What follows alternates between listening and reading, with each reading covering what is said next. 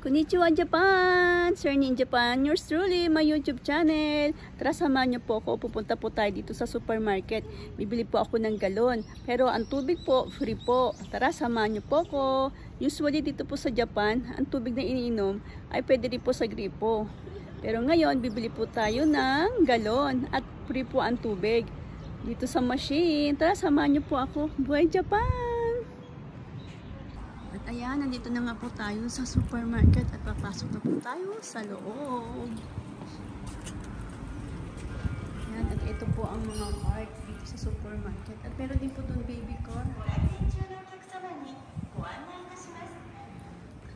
Ayan, dito na po tayo pasok. At ayan, bilhin po tayo ng galon sa halagang 600 yen o nasa 200 pesos na rin po. At ayan, lalagyan na po natin ng tubig. Pupunta na po tayo dito sa water machine. Ayan. At ito nga po pala ang water machine. No? At syempre, dito rin po may libreng ice or yellow. Ayan, no? Libre lang din po yan. Pwede pong kumuha dyan. At ito naman po ang dalawang machine para po sa tubig. Libre lang din po ito. Basta bili ka lang po ng galon. At next time, pwede po mag-refill dyan. Tara, pasok na po natin dito sa loob ng water machine. Ayan. First time ko lang din po ito, kaya ito try natin. At medyo hindi ko pa alam kung paano ang paglagay. Ayan, kailangan nasa gitna siguro. At ito naman ang aking card. Ang member card dito sa supermarket.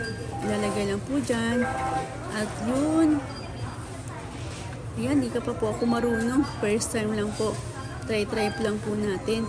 Ayan, syempre kailangan try and try until you succeed. O di po ba? At ayan, okay na. Ayan, sinarado ko na rin po yan. At lagay na po natin ulit. Ayan, nagkasap ko muna po. Pwede naman pong hugasan din dito. Kasi kabibili ko lang at bibili lang din po ang hugas. O di po ba? Ayan, nalagay na po ulit. At nasa kailangan, nasa gitna.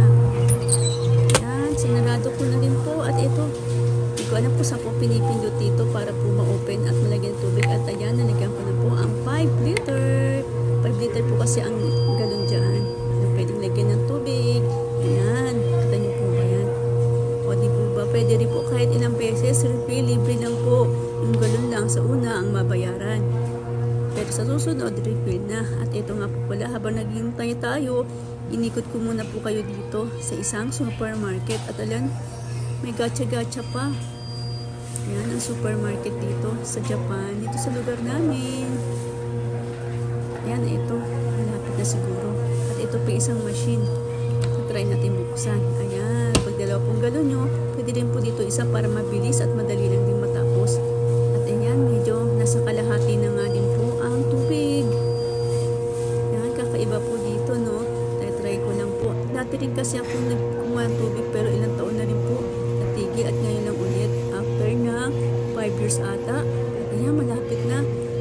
Nag-blink na po yung ilaw dito sa water machine. Siyempre, sayaw-sayaw din po tayo habang naghihintay. At ayan, puno na. Ay, hindi pa pala puno. Kunti lang din po. Tapos na rin po ang tubig dito sa galon. Yan, takpan na rin po natin. At buhatin na. At medyo mabigat na rin nga itong 5 liter na galon. Ayan, pero syempre, kakayanin po natin yan. Ayan, ito nga po, ang bigat talaga. Kanina mag-ang wala pang laman na tubig. Ayan, tapos na po tayo. At makauwi na rin. Nalagyan na po natin ng tubig. Itong galon ng 5 liter. Buhay Japan! Please like and subscribe my YouTube channel.